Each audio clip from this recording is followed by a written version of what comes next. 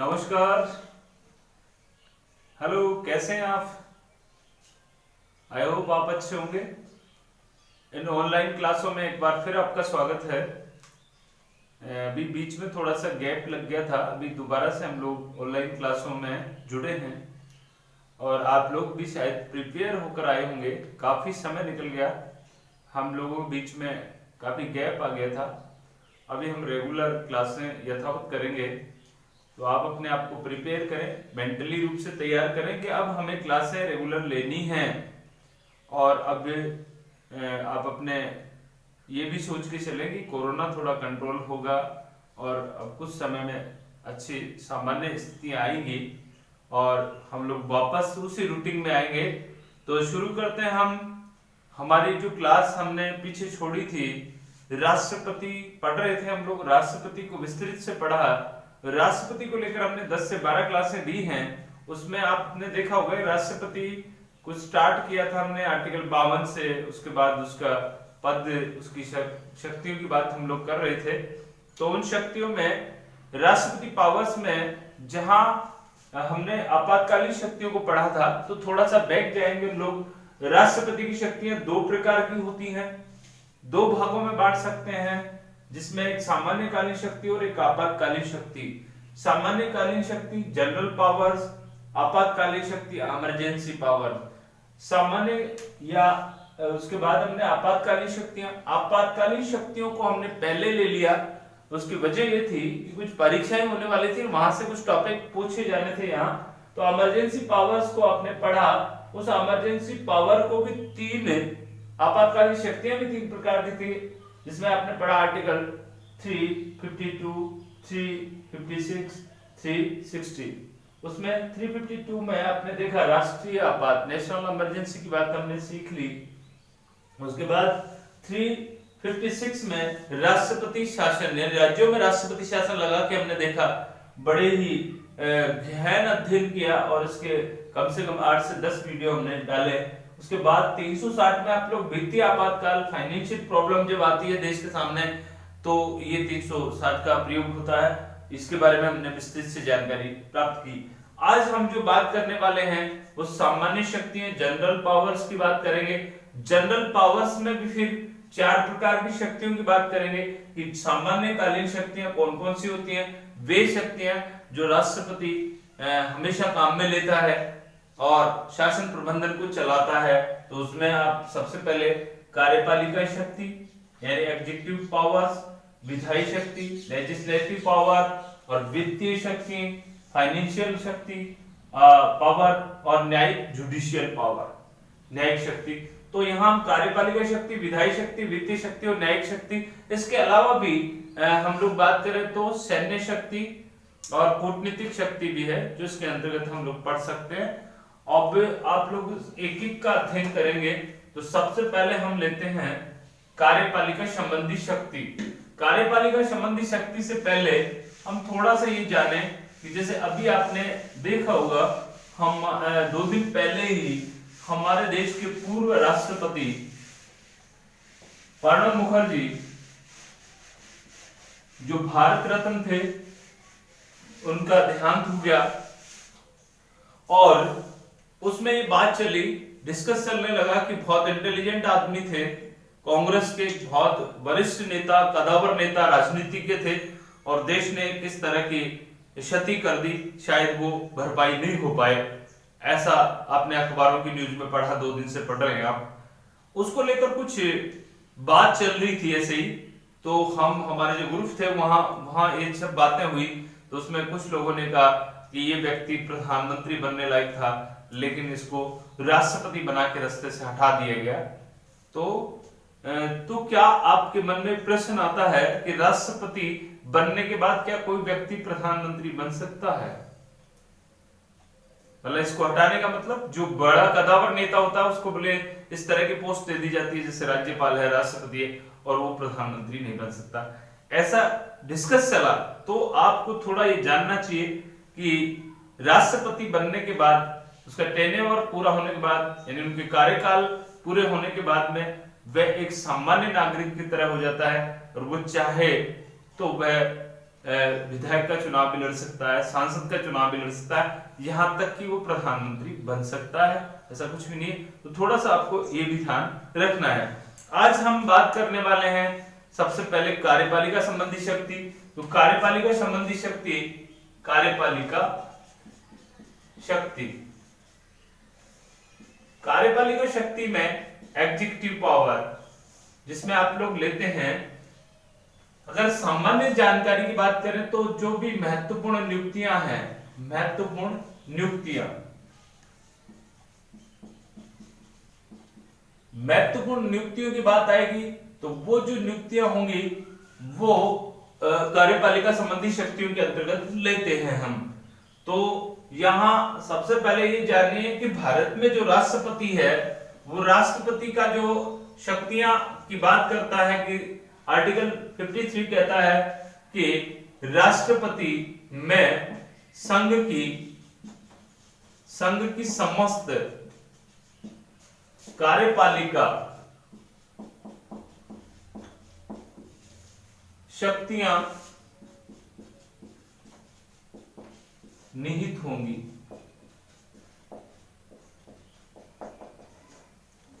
ये ऐसा आपने पढ़ लिया, निहित होंगी। इन शक्तियों का प्रयोग राष्ट्रपति या तो स्वयं करेगा या अपने अधीनस्थों की सहायता से करेगा, अधीनस्थों की सहायता से करेगा, ऐसा उल्लेख किया गया है। इसका मतलब भारत में राष्ट्रपति के पास सारी पावर्स होती हैं, लेकिन राष्ट्रपति स्वयं चाहे स्वयं करे या अपने अधीनस्थों के द्वारा, लेकिन यहां अनौपचारिक रूप से अगर बात करें तो राष्ट्रपति के पास पावर होती है, लेकिन उसके बाद भी वह इन शक्तियों का प्रयोग स्वयं नहीं करता। उसके लिए एक मंत्रिपरिषद होती है, उसका हेड कौन होता है? प्रधानमंत्री होता है। और देखिए लिखा हुआ है स्वयं या अधीनस्थों की सहायता से, यानी सारी शक्तियां राष्ट्रपति है, जितने भी काम होंगे वो राष्ट्रपति के नाम से होंगे। आर्टिकल 78 में ये बात करी गई है। 78 यही कहता है कि शासन प्रबंधन के लिए क्या कर सकता है राष्ट्रपति? नियम बना सकता है, नियम बना सकता है, ऐसा 78 कहता है। सॉरी 78 नहीं 77 कहता है शासन प्रबंधन के लिए नियम बना सकता है, ऐसा राष्ट्रपति कर सकता है। और इसीलिए राष्ट्रपति के पावर्स बढ़ जाते हैं या राष्ट्रपति के पास शक्तियां आ जाती हैं। तो अब आप इन शक्तियों का प्रयोग करने के लिए अधीनस्थों की सहायता लेंगे, और अधीनस्थों की सहायता में आप बात करेंगे आर्टिकल 74 की। आर्टिकल 74 क्या कहता है? आर्टिकल 74 ये कहता है, पहली बात है कि अपनी सहायता के लिए राष्ट्रपति मंत्री परिषद का गठन करेगा। दूसरी बात, मंत्री परिषद का हेड या मुखिया कौन होगा? प्रधानमंत्री, पीएम। कौन होगा? पीएम। तीसरी बात, मंत्री परिषद की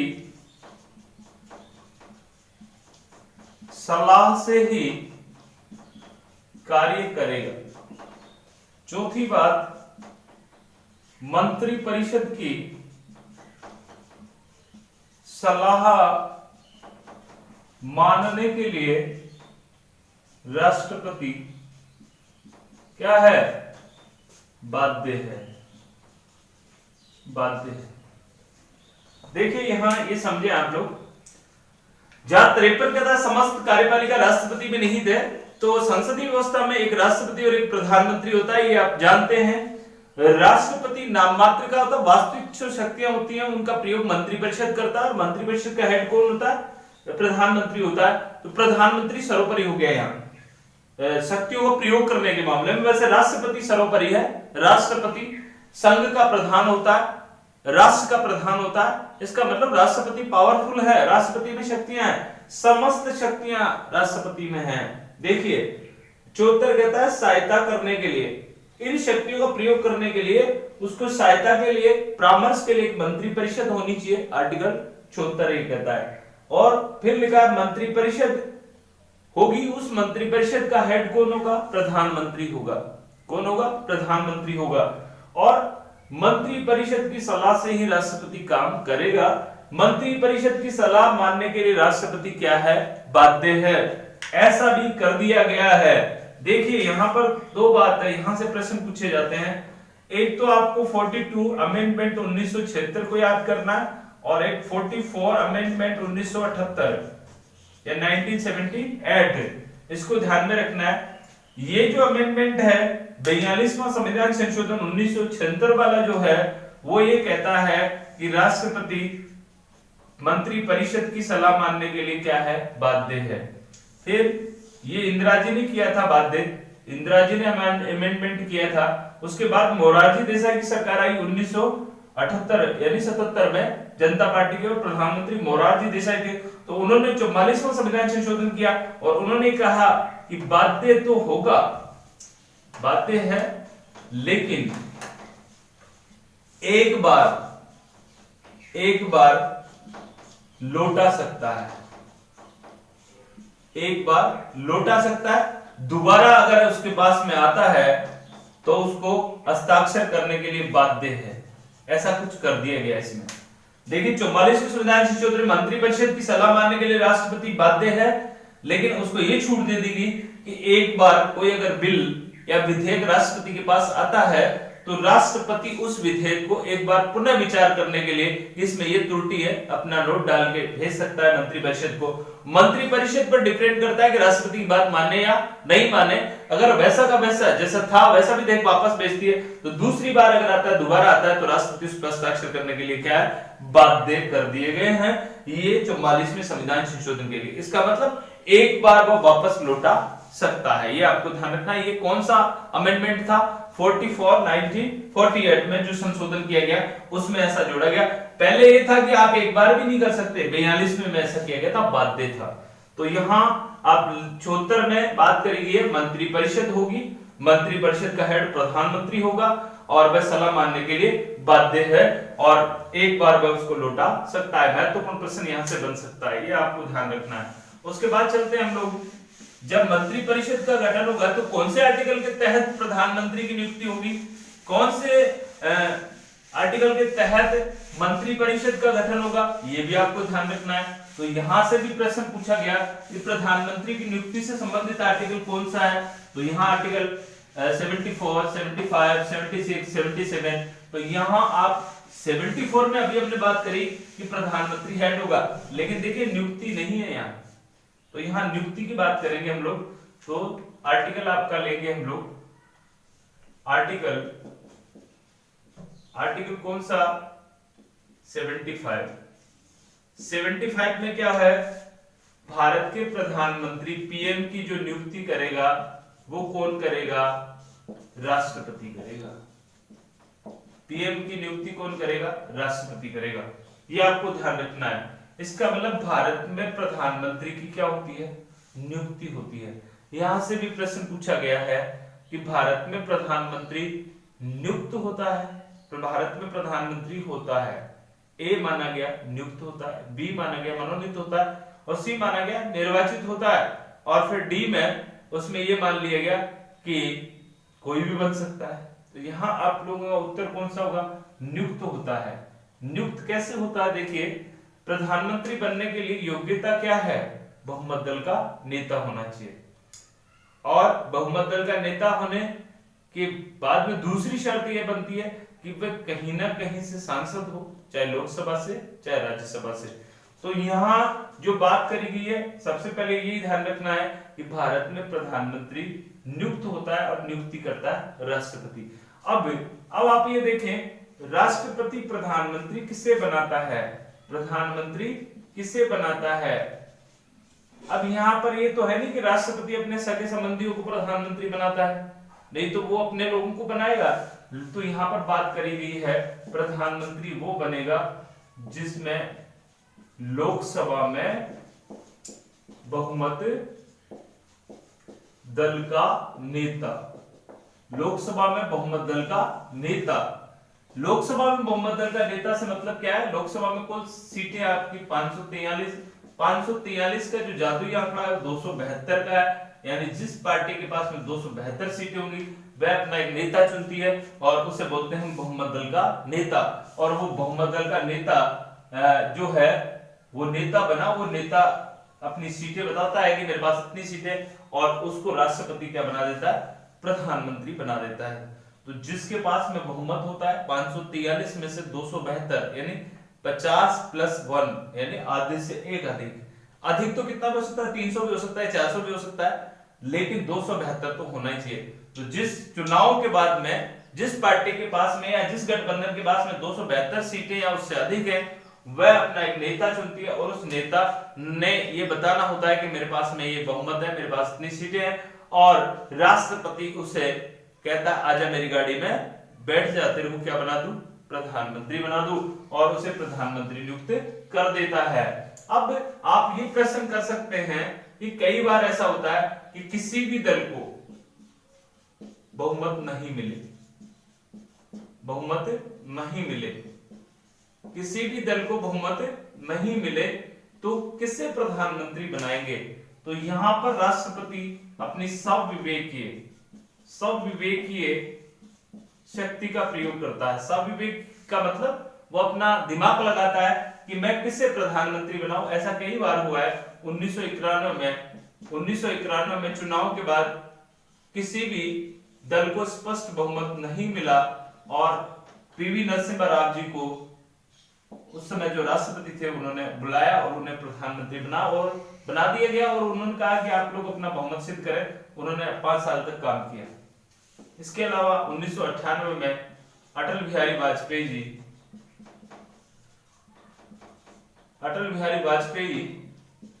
जी सबसे बड़े गठबंधन के नेता थे, उन्हें बुलाकर प्रधानमंत्री नियुक्त किया गया और उन्हें समय दिया गया अपनी बहुमत सिद्ध करने का, और वो बहुमत सिद्ध नहीं कर पाए, उनकी सरकार गिर गई।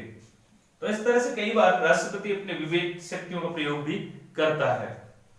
तो यहां आपको ये ध्यान रखना है कि राष्ट्रपति प्रधानमंत्री की नियुक्ति करता है, ठीक है। अब प्रधानमंत्री की नियुक्ति कर दी, लेकिन अन्य मंत्री भी तो होते हैं मंत्रिपरिषद में, तो अन्य मंत्रियों की